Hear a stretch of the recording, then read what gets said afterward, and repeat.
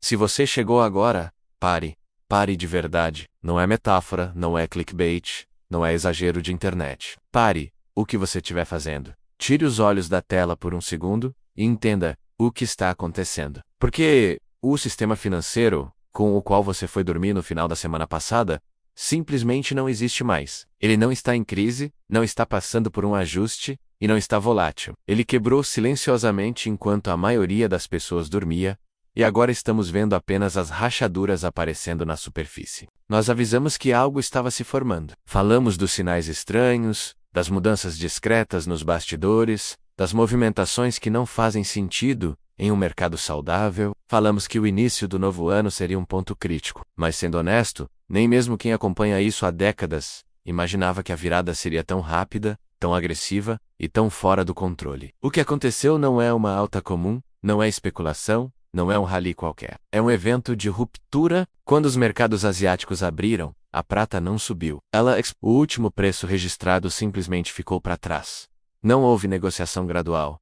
Não houve transição. Não houve liquidez intermediária. Um segundo separa um preço do outro, e entre eles existe um vazio absoluto no gráfico. Um espaço onde antes havia vendedores, e agora não há ninguém. Esse tipo de vazio não é um detalhe técnico, é o som de um mercado falhando por dentro. Mas o verdadeiro problema não está apenas no preço que aparece nas telas de Nova York. O problema real está onde existe metal de verdade, onde contratos não são apenas promessas digitais, mas exigem entrega física. Enquanto o mercado ocidental luta para manter a prata abaixo de um número psicológico, o mercado asiático, onde o metal realmente circula, já atravessou esse limite com força. Isso não deveria acontecer. Em um sistema funcional, isso simplesmente não acontece. Os dados oficiais mostram a prata sendo negociada a um preço significativamente mais alto no Oriente do que no Ocidente. Em um mercado normal, essa diferença duraria minutos, talvez segundos. Bancos gigantes comprariam onde está barato, venderiam onde está caro, e o equilíbrio seria restaurado. Esse processo se chama arbitragem. E ele é o mecanismo que mantém os preços globais alinhados. Só que agora esse mecanismo parou de funcionar. E não parou porque alguém não quis usá-lo. Parou porque não consegue. A prata barata do Ocidente não está disponível. Ela existe apenas como número em tela. Você pode comprar o contrato, mas quando tenta retirar o metal, ele simplesmente não está lá. Não há barras suficientes, não há estoque físico, não há como embarcar esse metal para onde ele é mais valorizado. É nesse ponto que o problema deixa de ser financeiro e se torna estrutural. Para confirmar isso, fomos atrás daquilo que realmente importa. Estoque real. Verificamos os maiores distribuidores de metais, analisamos disponibilidade, prazos, tipos de barras. O resultado é alarmante. Barras padrão, aquelas que sempre estiveram disponíveis, desapareceram. Onde antes havia variedade, agora há avisos de indisponibilidade, prazos indefinidos, e pré-vendas de algo que ainda nem foi produzido. O que restou são itens com prêmios absurdos, vendidos mais como curiosidade do que como reserva de valor. Isso não é coincidência, não é sazonalidade, e não é ruído de mercado. Isso é uma corrida. Quando a informação vazou, o dinheiro inteligente não esperou a abertura oficial, não esperou confirmação da mídia, e não esperou ninguém. Eles compraram tudo, limparam os estoques, e deixaram para trás apenas promessas de entrega futura. Quando você vê datas para meses à frente, isso significa uma coisa simples. Estão vendendo metal que ainda não existe. E a situação piora. Relatórios vindos de grandes produtores indicam interrupções de remessas. A explicação oficial fala em logística, segurança e renegociação de contratos. A tradução real é direta. Alguém está pagando mais. O metal sempre flui para onde o maior lance está. E hoje, o maior lance não está no Ocidente. Não existe patriotismo em commodities. Enquanto o metal físico some, o mercado de papel entra em uma zona ainda mais perigosa. Nos últimos dias, falamos sobre uma mudança silenciosa nas posições dos grandes bancos. Agora estamos vendo o efeito disso em tempo real. Quando o preço abriu com um salto violento, milhões de contratos de opções entraram automaticamente em prejuízo para quem os vendeu. Esses vendedores são obrigados a se proteger. E a única forma de fazer isso é comprando contratos futuros, não importa o preço. Quando algoritmos são programados para comprar sem limite, o resultado é uma parede de ordens que não encontra vendedores. Cada avanço de preço ativa novas compras. criando um ciclo que se alimenta sozinho. Logo acima existe um nível crítico que ninguém queria ver rompido. Se esse nível for superado de forma consistente, uma nova avalanche automática entra em ação. E o detalhe que poucos percebem é que o mercado físico já está acima desse nível. A realidade está puxando o papel à força. O sistema que por décadas conteve esse movimento não está mais funcionando, porque, para conter, alguém precisa vender. E ninguém quer vender agora. Vender neste momento é se expor a um risco que pode ser fatal. Enquanto isso, no Oriente, o movimento não é especulativo, é necessidade industrial. A demanda por prata disparou por causa de mudanças tecnológicas profundas, especialmente no setor energético. A produção cresceu,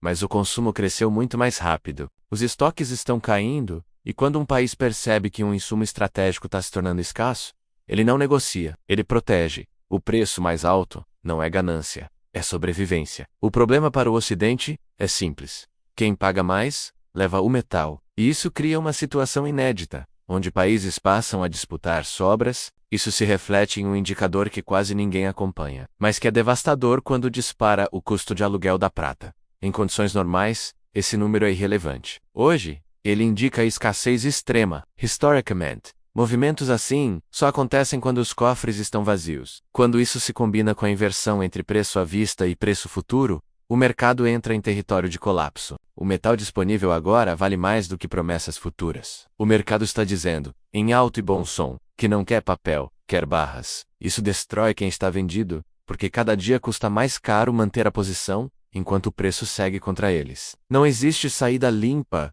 dessa armadilha. E é aqui que milhões de pessoas estão errando. Elas acham que estão comprando prata, mas estão comprando promessas. ETFs, contratos e produtos não alocados têm cláusulas que permitem liquidação em dinheiro. Se o metal não estiver disponível, você pode até ganhar no papel, mas perder no mundo real. Receber dinheiro quando o que você precisa é o ativo físico.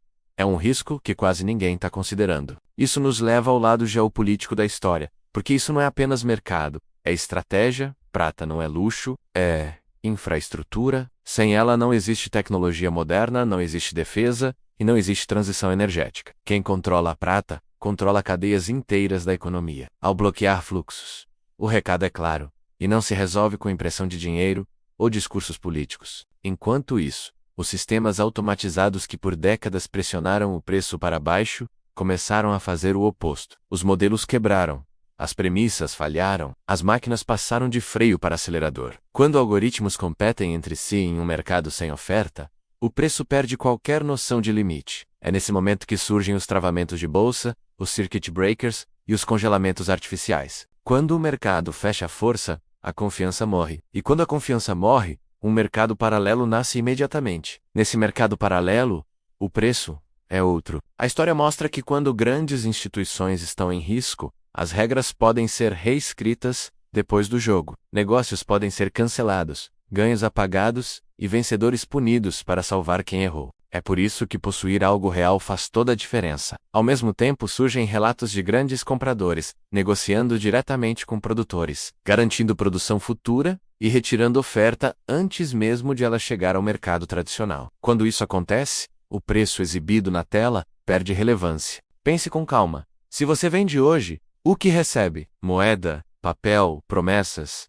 E o que entrega? Um ativo que o mundo inteiro está disputando. Isso não é sobre uma operação de curto prazo. É sobre posicionamento histórico. Não estou dizendo o que você deve fazer, mas sei exatamente o que eu não faria. E agora, eu quero ouvir você. Você acha que isso é exagero? Ou acredita que estamos apenas no começo de algo muito maior? Escreve nos comentários. O que você acha que vem primeiro? Novos recordes? Ou o fechamento total do mercado? Se esse conteúdo te ajudou a enxergar o cenário com mais clareza, deixa o like. Isso faz diferença real. Se inscreve no canal, porque os próximos dias não vão ser normais. E compartilha esse vídeo com alguém que ainda acha que isso é só volatilidade, porque quando a verdade aparece, ela não pede licença.